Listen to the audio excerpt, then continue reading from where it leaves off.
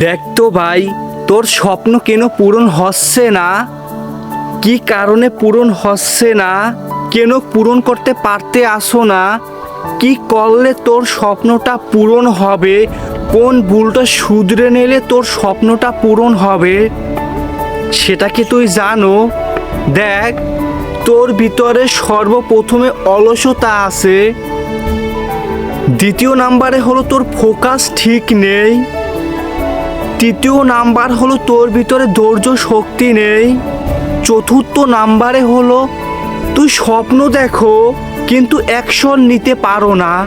এই যে চারটা জিনিস বললাম, এই চারটা জিনিসের ভিতরে যদি তুই পরিবর্তন আনতে পারো, হ্যাঁ, তাহলেই তোর স্বপ্ন পূরণ হবে। দেখ, তুই স্বপ্ন দেখবি, অ্যাকশন নিবি, চেষ্টা করবি, লেগে থাকবি, আশা ছাড়বি না। ওই স্বপ্ন পূরণ না হয়ে কোনো উপায় নেই। তুই যদি চেষ্টা করতে পারো, আল্লাহ তোকে তোর স্বপ্ন পূরণ করে দিবে। তুই যদি লেগে থাকতে পারো, তাহলেই তো তোর স্বপ্নটা তোর হাতের মুঠে চলে আসবে। দেখ, আমরা স্বপ্ন দেখি ঠিকই আছে, কিন্তু আমাদের ভুলের কারণেই আমাদের স্বপ্নগুলো পূরণ হয় না, এটা মানতেই হবে।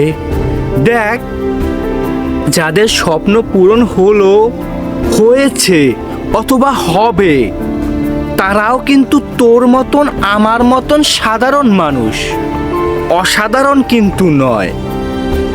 তোর সঙ্গেও যে পাশপাতিগুলো আছে বডিতে, তার সঙ্গেও কিন্তু সেই লেভেলেরই পাশপাতি আছে।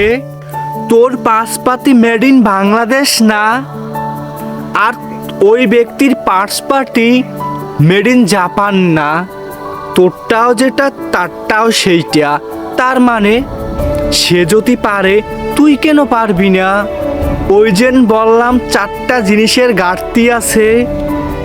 যদি ওই চারটা জিনিসে তুই যদি স্ট্রং থাকতে পারো, হ্যাঁ, তাহলে তোর যে ড্রিম, তুই যেন ঘুমিয়ে ঘুমিয়ে স্বপ্ন দেখো, ওই স্বপ্নটা বাস্তবে রূপান্তরিত হবে। জাস্ট চারটা জিনিসে তোর ভালো করে ফোকাস করতে হবে, তাহলেই তোর দ্বারা হবে তোর স্বপ্ন পূরণ। তুই পারবি, ইনশাআল্লাহ।